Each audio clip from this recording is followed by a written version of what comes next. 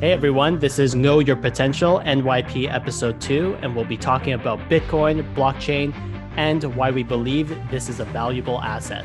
Welcome to the show. You're listening to Know Your Potential with David and Phil Ngo, your source for motivational insight and discussion of all things relating to business, technology, and life. We banter and interview like-minded individuals, striving to be the best version of themselves, generate value for society, and achieve the life they want to live. Before we get started, I wanted to touch up on the first episode we actually did. We had a lot of good feedback, comments from people, and constructive comments, actually. And some people were kind of telling us that we were a little bit stiff, maybe more so me. Usually I'm a lot more easier and more relaxed when it comes to talking, but honestly, this is my first time ever recording anything, so please bear with me. The funny thing is, actually, before getting started with all of this, I actually spoke to Phil about it already, and I told him that there's a good chance that our first episode is probably going to suck. The second episode is going to suck a bit less, but you know what? Hopefully by the 100th episode, we're not going to be sucking as much. So guys, again, thank you very much for all your support and your feedback. We look forward to giving you something good in this episode. And with that being said, Phil, do you want to give them a little disclaimer, please? Yeah, for sure. Thanks and welcome everyone to the show. The investment disclaimer, of course, none of these episodes about blockchain or Bitcoin is providing any sort of investment advice. This is purely educational and just to aid your personal financial decisions. So just be wary that cryptocurrency is very volatile and you should only invest with money you are comfortable losing. And most importantly, do your own research. Thank you very much, Phil.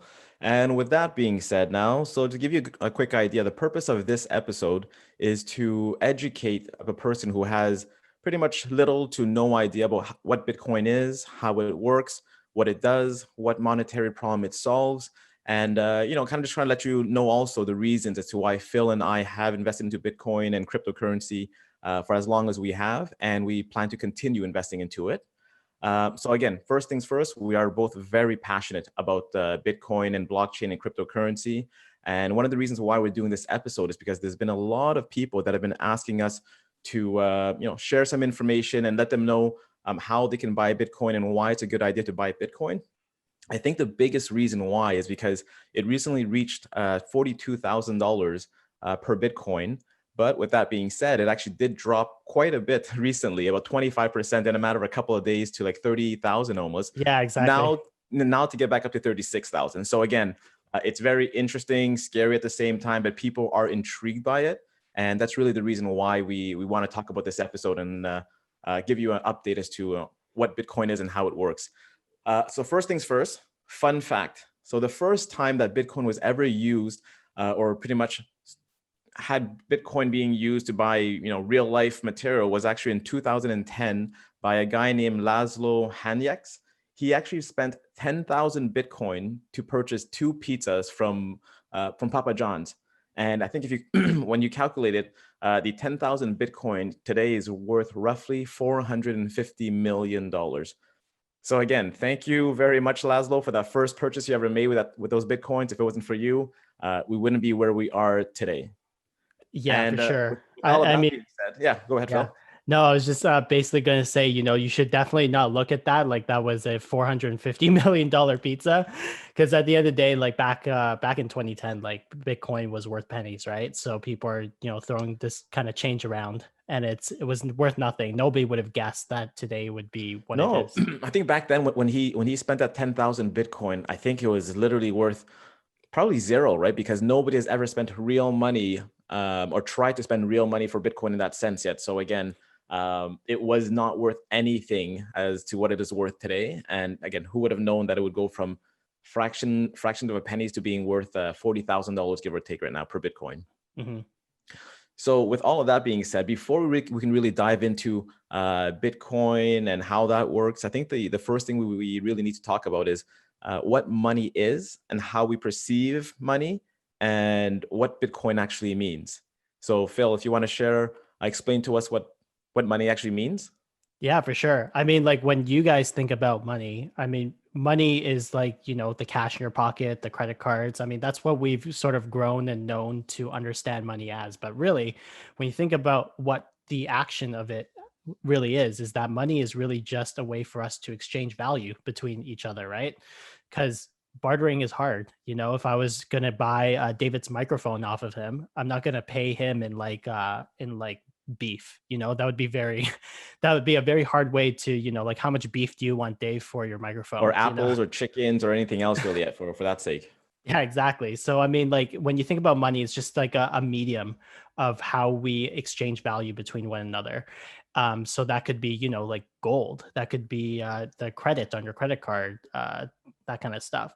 But at the end of the day, what you really should take from this is that there are things that make good money and things that do not make good money. And how I describe it is that there's really five critical properties that make something a good form of money. And those five things is basically divisibility, so it's easy to divide; durability, which means it can persist over time, so it doesn't rot. Like using apples as a way to sort of, exchange value is going to be hard from one week to another because they rot. Recognizability, so it's very easy for you to verify the authenticity of money. So if it's like paper currency, that would be, like all the cool little stickers and holograms under on your money to make it look cool.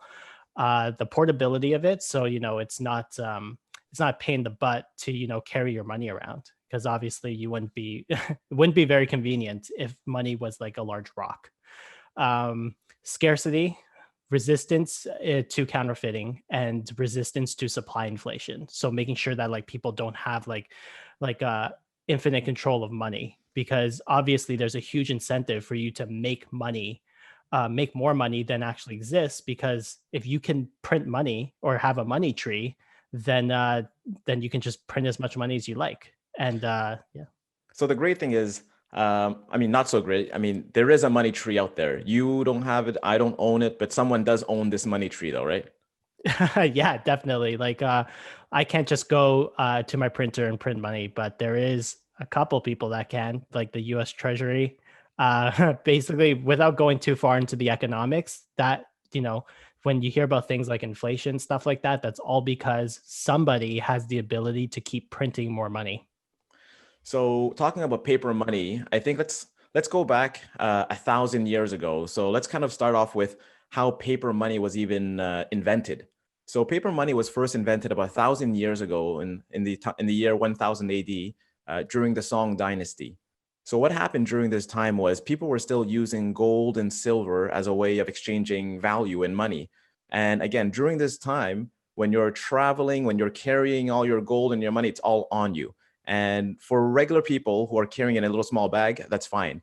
But when it comes down to governments or dynasties or cities or towns that are trying to finance one thing to another, trying to bring money from one city to the next, usually what that means is you need to have a lot of wagons, a lot of chests with a lot of these gold and silver.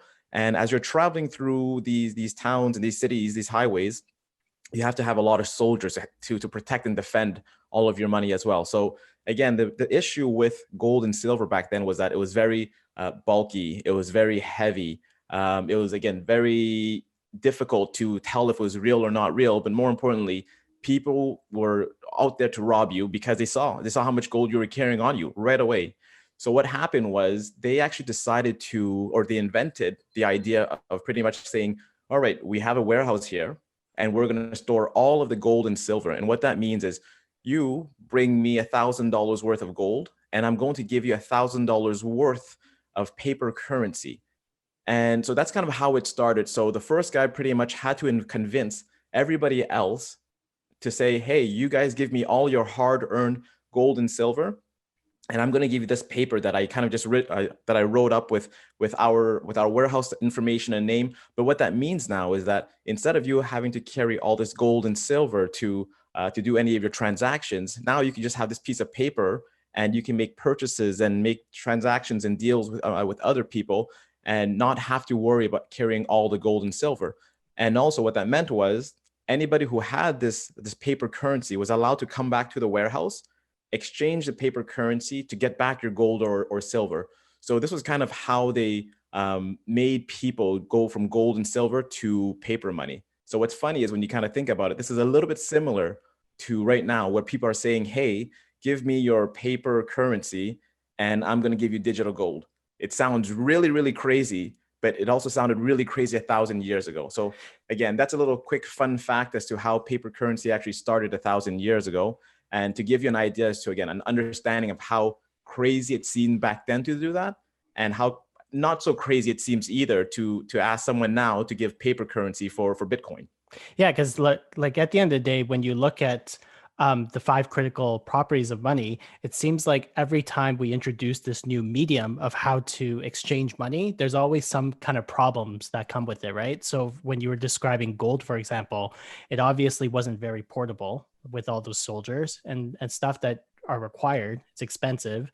I mean, it's also not very divisible, right? Because you can't, just necessarily take a bar and scrape off like little gold dust to pay for things. So you can't just go to Starbucks and start scraping gold off and say, "Is this enough gold scrap to pay for this venti coffee at?" Yeah, exactly. What's that liquor with like the gold flakes in it? You can probably even just like Oh take some of yeah.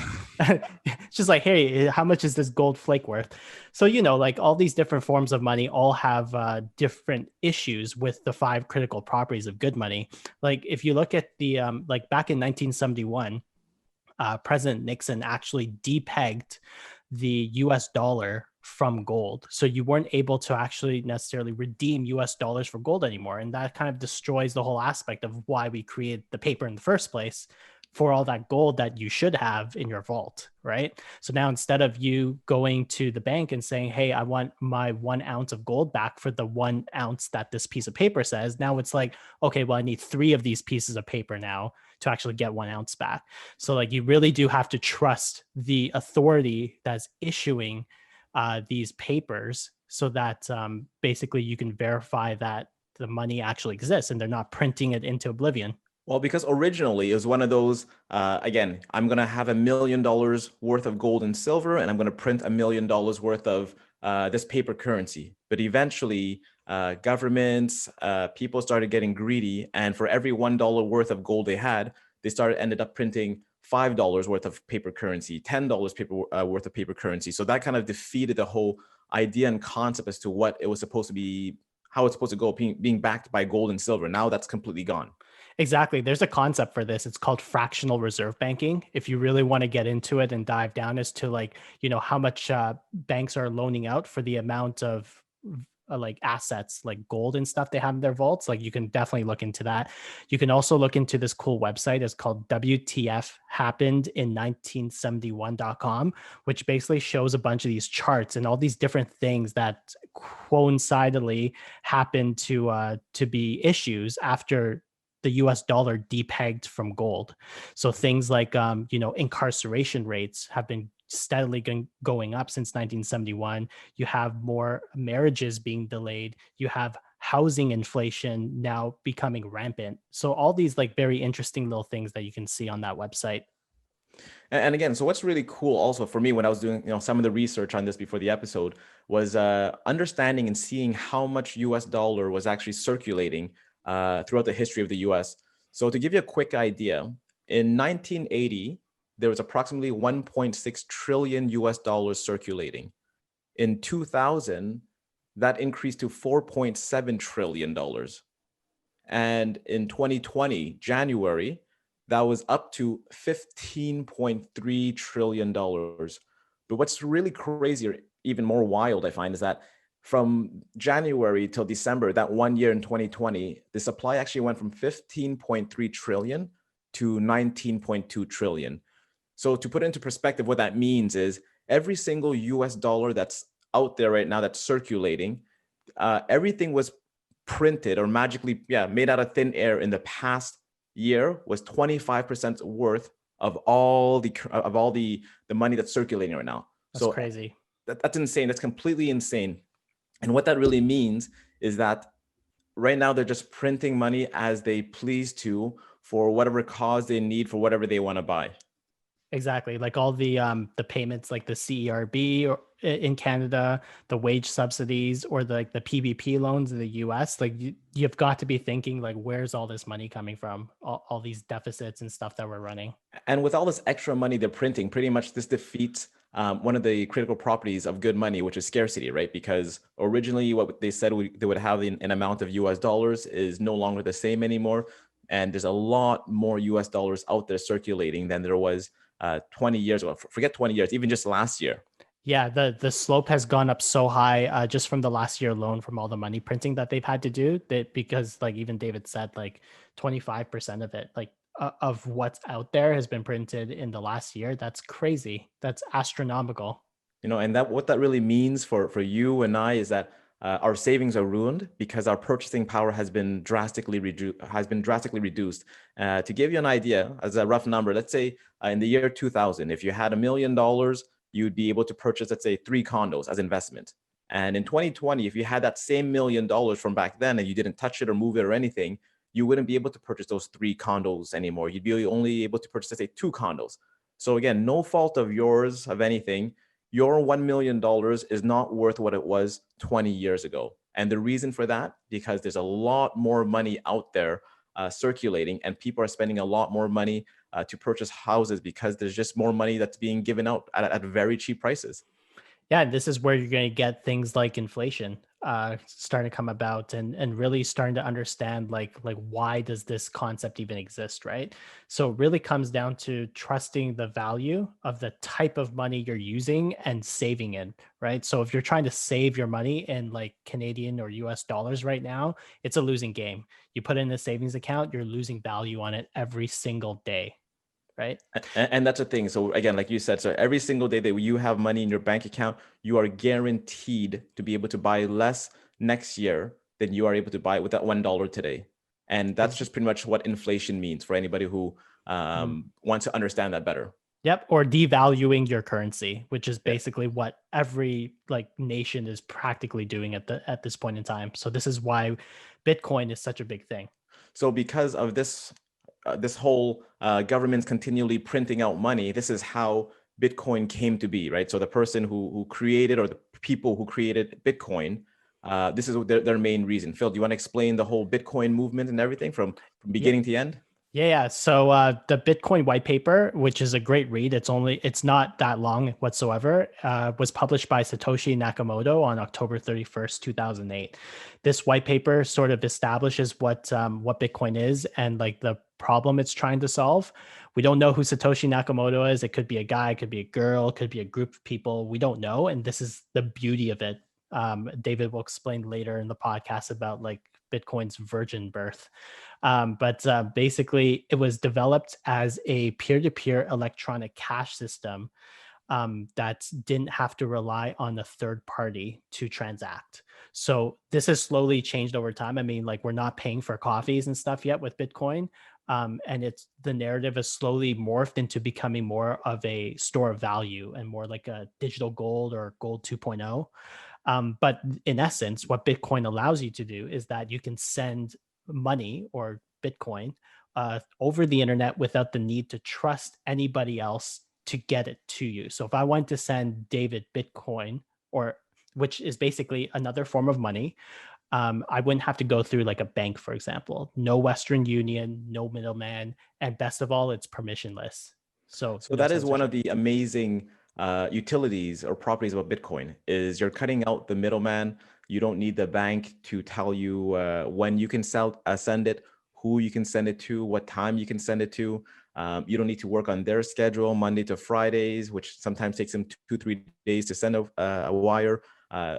I've had to wait a few days for wire transfers to come in as well. So that's all kind of ridiculous.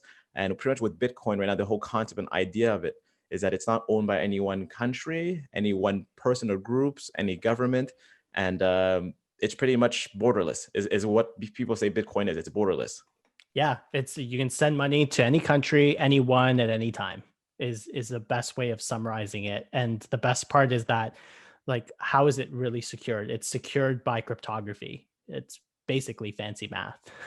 So it going a little bit deeper into what Bitcoin is, it's really just a distributed ledger. So like a distributed database. It's not owned or controlled by any one government or actors or groups of people. It's really open source software. that's freely run by volunteers all around the world. And then you have, things like Bitcoin miners and stuff, which we'll go into. But at the end of the day, it's a fair monetary system for everyone, because at the end of the day, like when you have entities like the U.S. Treasury or the Federal Reserve manipulating stuff like supply of money that's currently circulating, this is a problem because you have small groups of people who are able to control such powerful aspects of what makes money, say, scarce, for example. So which goes to the next question then. People are wondering, if nobody controls Bitcoin, how does it work and how does it get distributed? How does it work if no one controls it? There's no boss behind it. There isn't, because like what happens is it's basically blockchain technology in the sense that the trust and maintenance of it is distributed, as in like we all run things like Bitcoin miners, for example, to be able to help maintain and to secure the network. So when you hear of concepts like Bitcoin mining, it basically is people running these it used to be like graphics cards on their computers, but now they're running like more advanced specialized machines that are basically able to build the blocks for the blockchain according to a subset of rules that is enforced by the Bitcoin network. So there's no way for you to basically game the system in a way to your own benefit, and no one entity can go in there and change the rules because the network will invalidate what you're trying to say because you didn't follow the rules. So one of the bigger questions I guess people have right now is Bitcoin mining. Is it possible for them to still try to get into it? Can your computer still mine Bitcoin? Can mine? That's pretty much the main question. People want to know, how do you mine this Bitcoin? Yeah, so unfortunately, because Bitcoin mining is such a popular thing to do now, it actually makes it a lot harder for anybody to mine Bitcoin without powerful equipment, without a lot of cheap electricity, because it does require a significant investment in equipment and having the ability to make it as cheap as possible for you to actually find any Bitcoin. So, for individuals like you and I, it's not very possible anymore. You can join like what are called Bitcoin mining pools, which is basically everyone contributing a little bit of power to like a group of people who are trying to mine Bitcoin. And then that way, the power of people, you can hopefully find a Bitcoin block and then be able to find some Bitcoin. But it is astronomically harder now because there's so many people wanting to do it. Well, I mean, not only that, I think right now there's a lot of professional miners out there where they have warehouses with thousands of these computers running 24/7, just mining Bitcoin. So again, our one little computer versus their warehouse full of computers running constantly trying to mine this. We're not getting any Bitcoin right now. We're not going to get any of those rewards. No, you might as well, buy Bitcoin yourself and just hold on to it rather than mining, because it's not worth it for individuals like you or I to do it at this point. All right. So now on to the next question. People want to know, what is a blockchain? Yeah. So a blockchain is, like I said, a distributed database where we manage it by a subset of rules that we all agree to. So what makes Bitcoin especially special is that it's decentralized, which means that not one person, no bank, JP Morgan can't just go in there and change things that have happened. So basically, it's run by you and I, various people around the world who are running the open source software to maintain the blockchain network. So what that means is that Bitcoin is completely traceable. So anybody can just look up anything about what happened on the blockchain. So every single transaction is traceable in some form. You can verify that something happened on your own without having to ask somebody, because you can just download the whole blockchain yourself and analyze it. It's immutable. So what that means is that not one party can just change the history of Bitcoin. It's very, very difficult for you to do that, which means that Bitcoin itself is an accurate representation of truth. Pretty interesting. And you know what? One of the coolest and craziest things when I first started to research or learn about Bitcoin was it being so transparent, like you mentioned, traceability.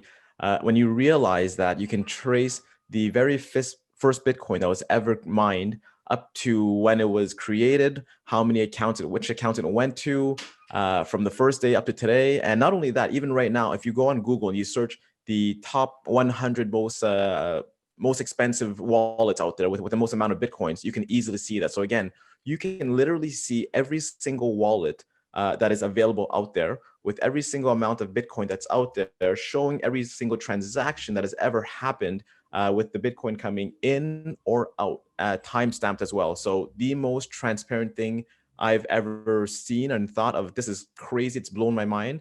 And, again, that's one of the reasons why I thought this was so cool and different, in the sense that everybody knows what everybody is holding. The only thing is you don't know who owns the wallet though, right? Yeah, so Bitcoin is actually what's known as synonymous. So it's not completely anonymous in the sense that as long as you can't pinpoint a person to a specific wallet address, it's very difficult for you to necessarily understand, say, what David's doing with his wallet. But if I know what David's wallet is and I can pinpoint that this is his address, wow, I can see everything that David's doing because Every it's single all on transaction the I've ever blockchain. done. Exactly. Like if David was buying drugs off Silk Road, for example, you would be Which I'm able, not. which he's not, and it doesn't exist anymore. But you would be able to see like anybody that has interacted with that wallet, right? So when people say that that Bitcoin itself is like used by drug dealers or used by the dark markets and stuff like that, it's like, well, you know what? People are doing the same thing with US dollars too. In fact, Bitcoin is even more traceable in the sense that forever in the blockchain, I will know if David has transacted with a Silk Road wallet, for example, and then I can easily pinpoint where that money was going, where it came from, and it's honestly the most transparent money on earth.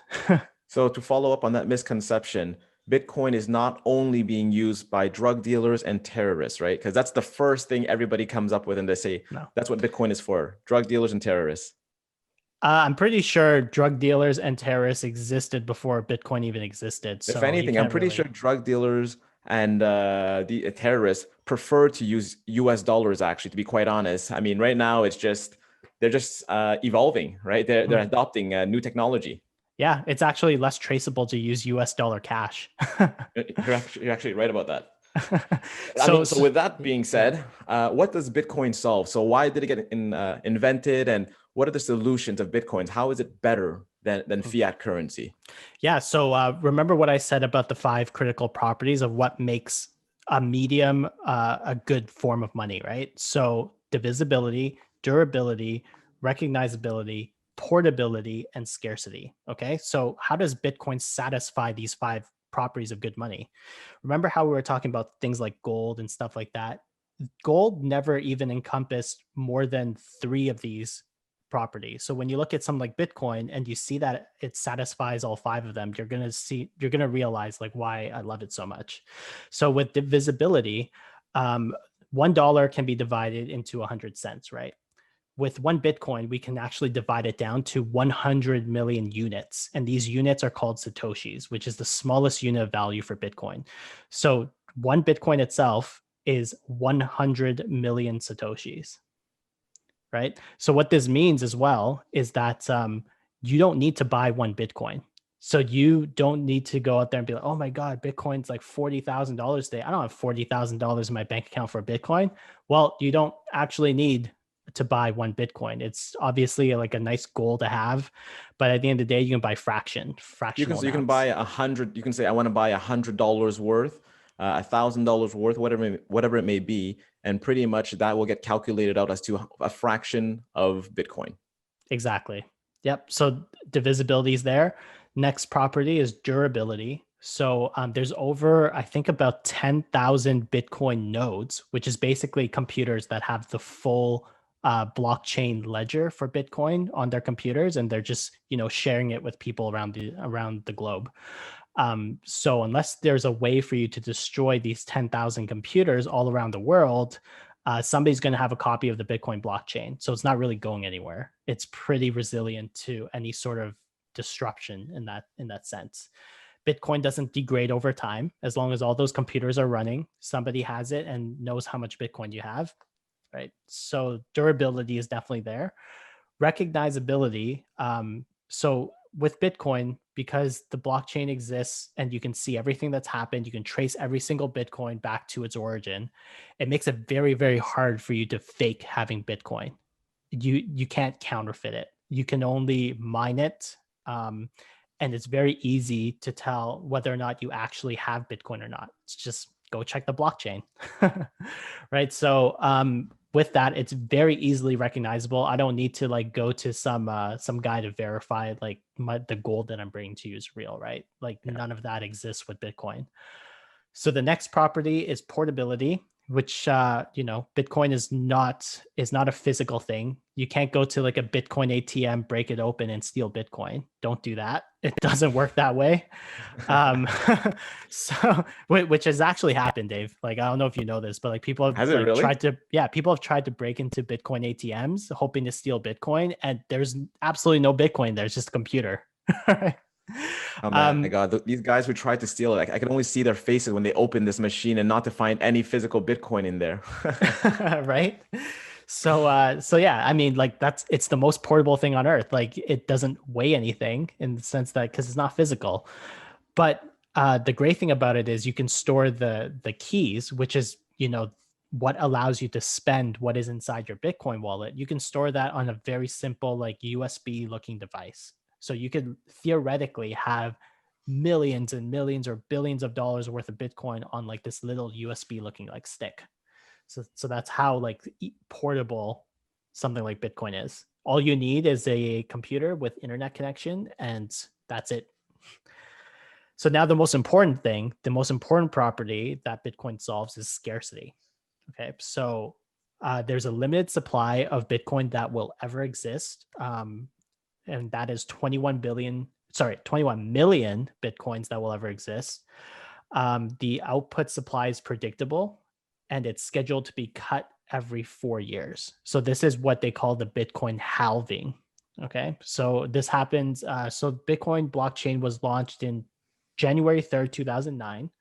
So every 4 years, approximately, the reward schedule for mining Bitcoin gets cut in half. So it started with 50 Bitcoins, and 4 years after that, it went down to 25. And then 4 years after that, it's 12 and a half, and so on and so forth. And right now in 2020, we're at 6.25 is the reward right now, right? Exactly. So just this last May 2020 was the last halving event. So that the supply of Bitcoin has cut in half since then. And to give you an idea what that means is in 2024, the reward is going to be 3.125.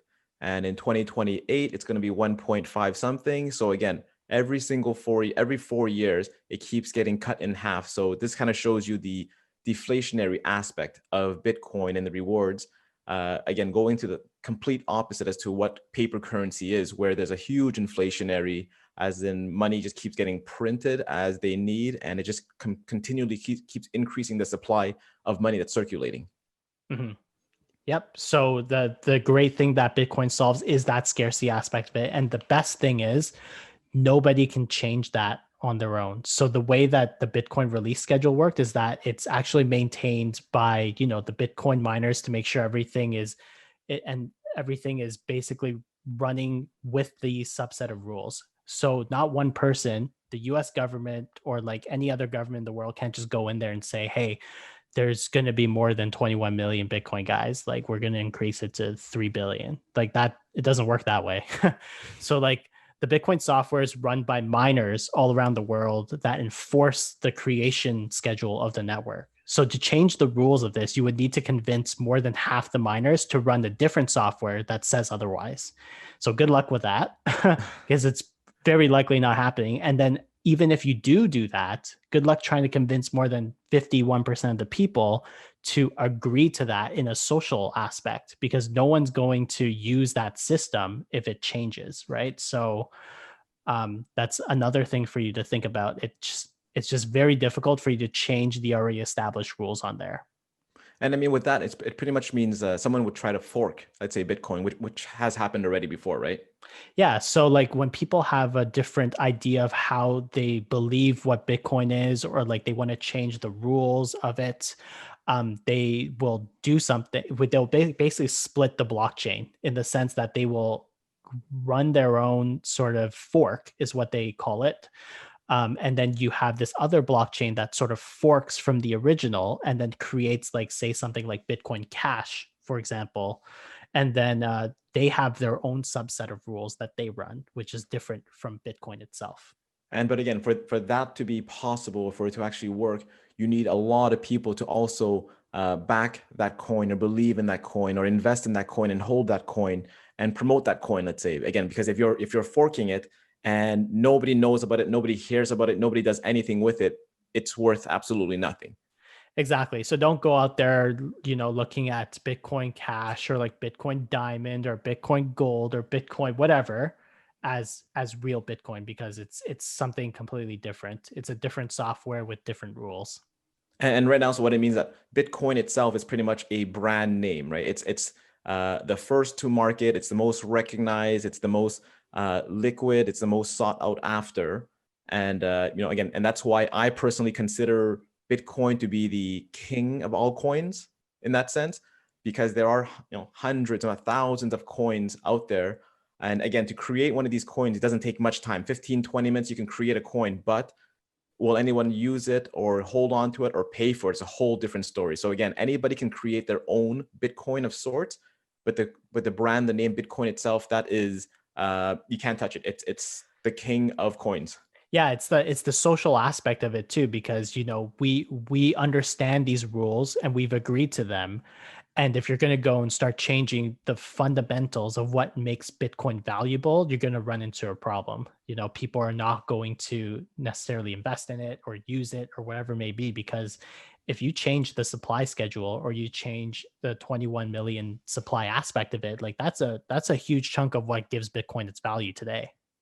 That's what it is. So a lot of people are buying Bitcoin. And again, the reason why the prices increase so much, I believe, is because there's a lot more people understanding the concept of Bitcoin, understanding the supply and demand, understanding the limited supply of Bitcoin.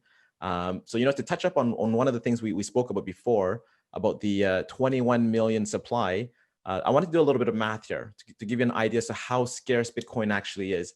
So as of today, there's approximately 18.6 million Bitcoin that's been mined so far, of which approximately 20% of it, or 3.8 million of those Bitcoins, is lost and will never be found. Or Phil, how you explained it was that it hasn't been moved in over X amount of time. Yeah, so people have done analysis on the blockchain to see which Bitcoin that's stored in wallets have not moved for a long period of time, and those are assumed to be lost. Pretty much people who had Bitcoin back in the days when it first came out, they might have had hundreds, they might have had thousands. But again, back then it was worth a penny each, if even. And for those people, they lost their computers and they lost their Bitcoins with it, and that's gone out of circulation forever. So going back to the numbers, right now, there's about 14.8 million actually circulating, with 2.4 million left to be rewarded. Really giving the supply a total of 17.2 million. So even though everyone says there is going to be 21 million Bitcoins forever, the reality of it is there will only be 7.2 million, if not even less, depending on how many other people lose their keys and their Bitcoin with it. Yeah, and going back to what I said before about the security of the network and how it's actually protected by things like cryptography, what this means is Bitcoin itself is secure to the point where it is very difficult for anybody to retrieve or recover any sort of Bitcoin that is in wallets of which they don't actually hold the keys to. So if somebody actually loses the key or the recovery phrase, which is the common way we do it now, where you have like a list of 12 or 24 or 18 words that basically link you to your Bitcoin wallets. If you lose that, it is very, very difficult for anybody to help you retrieve those, because there are so many combinations of words and keys and cryptography that will basically make it it'll take an astronomical amount of time for someone to crack it for you. So that's why Bitcoin itself has a lot of value, because it is that secure. Using cryptography and fancy math, there is more combinations to Bitcoin wallets than there are grains of sand on the earth. That's how difficult it is. Also say nobody's cracking anybody's wallet anytime soon. Let's wait for quantum computing and see how that goes. But again, right now we're very far out from having to be worried about our wallets getting cracked. Yeah, exactly. So hopefully, with this first part of the podcast, we're able to give you a bit of an explanation as to what Bitcoin is, what it does, how it works, why it's different or better than money. The next part here, I'm assuming a lot of people want to know is, Phil, why are you investing into Bitcoin? David, why am I still putting money? Why are we putting our hard-earned money into Bitcoin right now? And what do we see in the future with Bitcoin? So what are some of your reasonings, Phil? Honestly, like just as what I've stated above, the 5 critical properties of money is basically the reason why I'm very invested into Bitcoin, because it solves a lot of the problems that we have with paper money, and also solves the problems that gold had for itself too. And when you think of it, like gold has been the store of value for thousands and thousands of years, trusted by nations that precede us by thousands of years. And their form of money had issues. But, when I go and invest in something like Bitcoin, I see a lot of these properties that basically allow me to say, hey, you know what? Bitcoin makes a great store of value. It makes a great currency. Why am I not putting my money and my value into something that makes a lot of sense in terms of what makes money good? Yeah, and again with that part pretty much. So the idea is, again, instead of having, let's say, $10,000 in your savings account, which, as we mentioned before, $10,000 what you can purchase today versus what $10,000 can purchase in 1 year, it's going to be less. So the idea behind all of this was pretty much, let's put the $10,000 into Bitcoin. The idea is this is a deflationary asset, and over time, as there is more people who want to get into Bitcoin, the price of Bitcoin should be going up. And to give you an idea behind this, and it's one of my reasons as to why I'm invested into Bitcoin. So as of right now today, there's approximately 100 million wallets out there that contain Bitcoin. And in a world of a population where there's 8 billion people. So as a person who loves numbers and economics, how I see it is, what happens to the price of Bitcoin when it goes from having 100 million users to 200 million users to hopefully eventually 1 billion users? Again, the idea is you don't need all 8 billion people in the world to be using Bitcoin for it to be a real thing.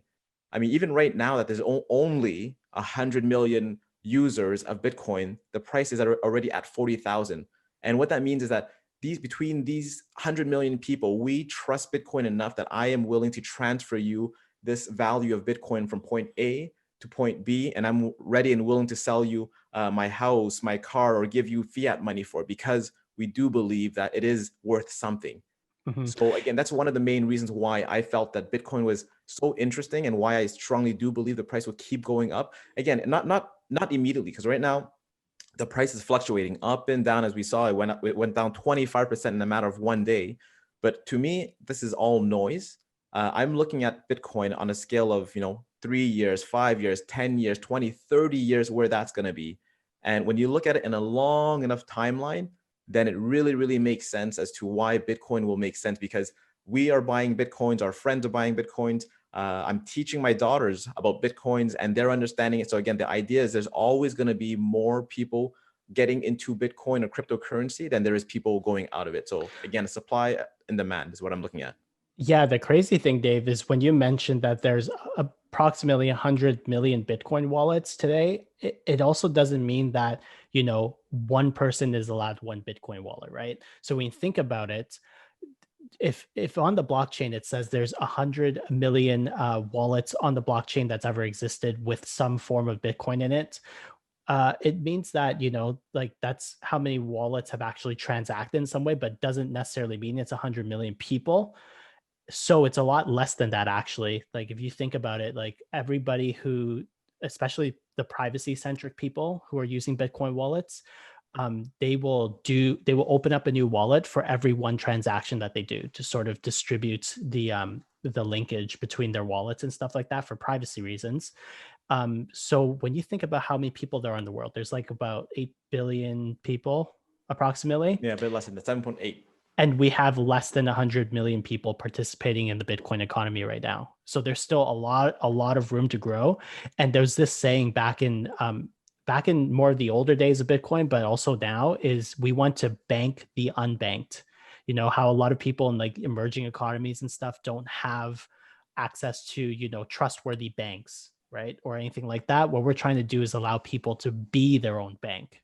With the power of Bitcoin and the technology, you are capable of financial sovereignty, which means you are basically your own bank. Nobody can tell you that you can't, you know, have money. It can't be confiscated without the keys, you know. So at the end of the day, you really are your own custodian of your own wealth, is what it is too. And again, going back to what we were talking about before, saying that Bitcoin is not controlled by any one government or any countries.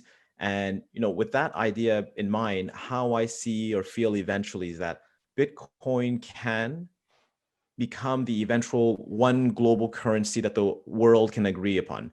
Because again, China can't say, hey, the US, you own Bitcoin, or Bitcoin can't say, hey, Russia, you own this. So right now, nobody wants to play with anybody's game. But the great thing is Bitcoin is nobody's and everybody's game, right? So how I see it again is just that there are going to be more people who want Bitcoin, and even more so recently, actually, Iran is adopting Bitcoin to be one of their almost a currency to use, because recently, last year, there was a deflationary of 53% of their currency. So right now, people in Iran are saying, listen, I'm holding onto this currency here, and I'm buying half of what I was able to buy last year. So instead of doing that, I'm going to purchase Bitcoin and kind of use that world currency. So regardless of whatever wars my country is going through, Bitcoin is the global currency, and it should not have a deflationary concern as some of these local countries do have with their currencies.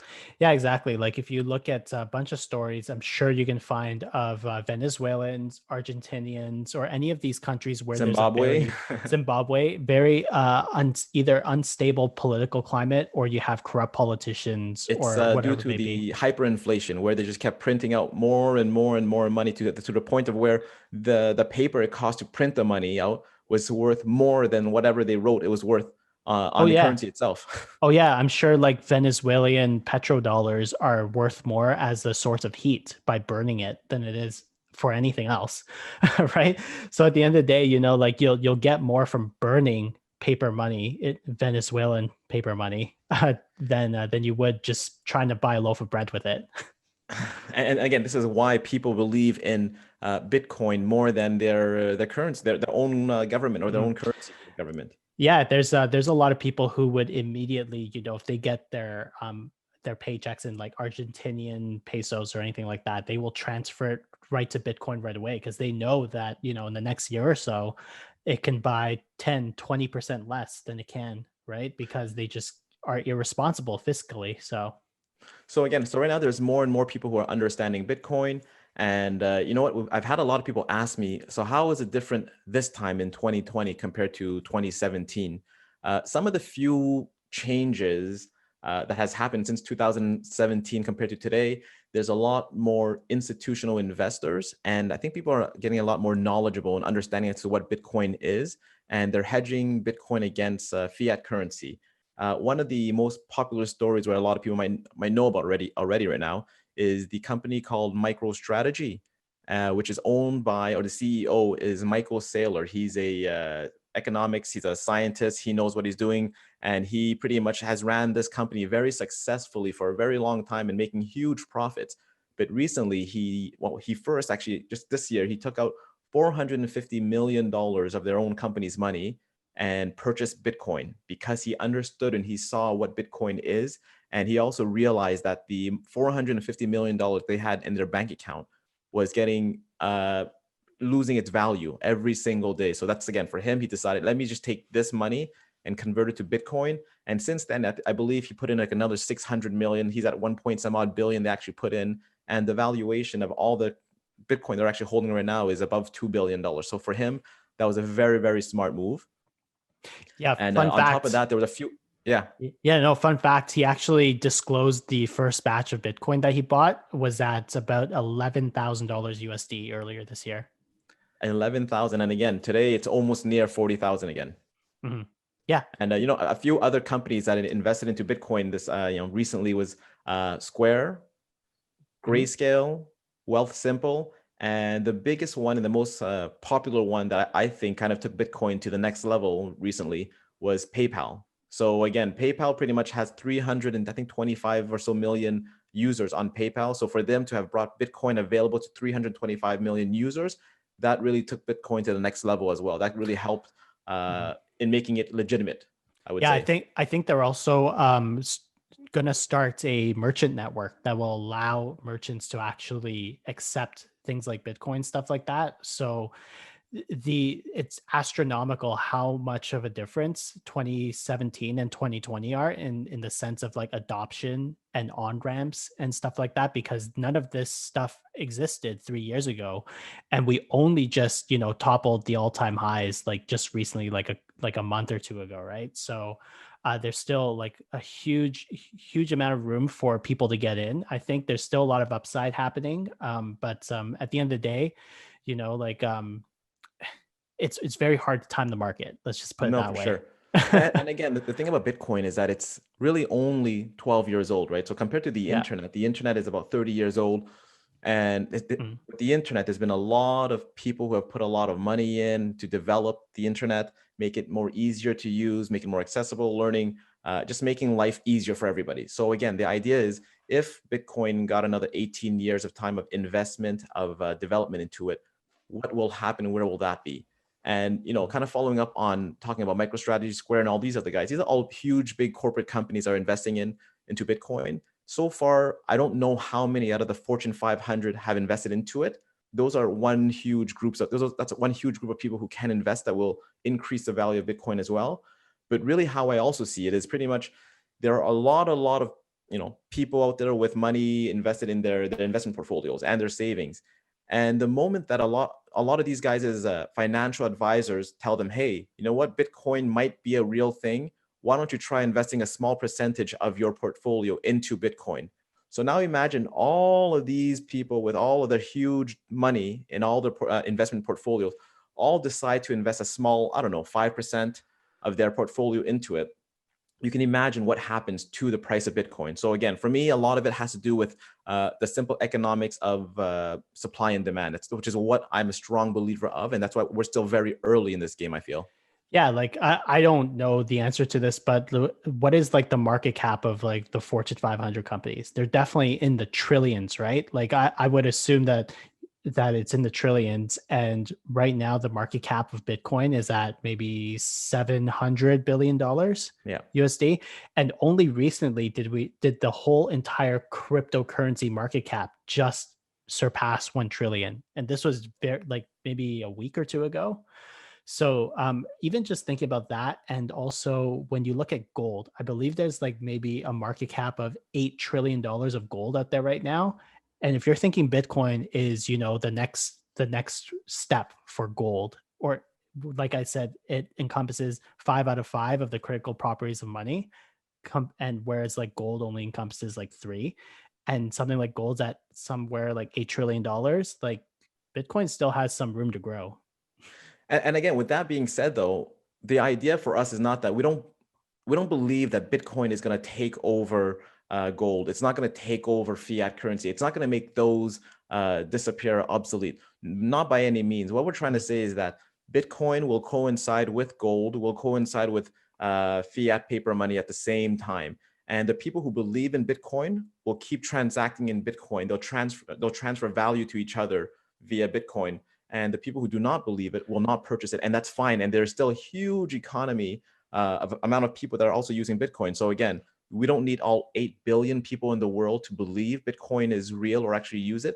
We just need enough people to use it. And right now, I'm pretty sure we're way past that enough of people, seeing that we are at 40,000. And personally, I do see it going to 100,000 to 400,000 to $1 million of Bitcoin. It's possible. Again, maybe not today, not tomorrow, but it is possible. Again, it's a matter of supply and demand is how I see it. Mhm. And I mean, like, I don't know if you knew this, David, but just a couple of days ago, JP Morgan actually announced they're increasing their stake in MicroStrategy.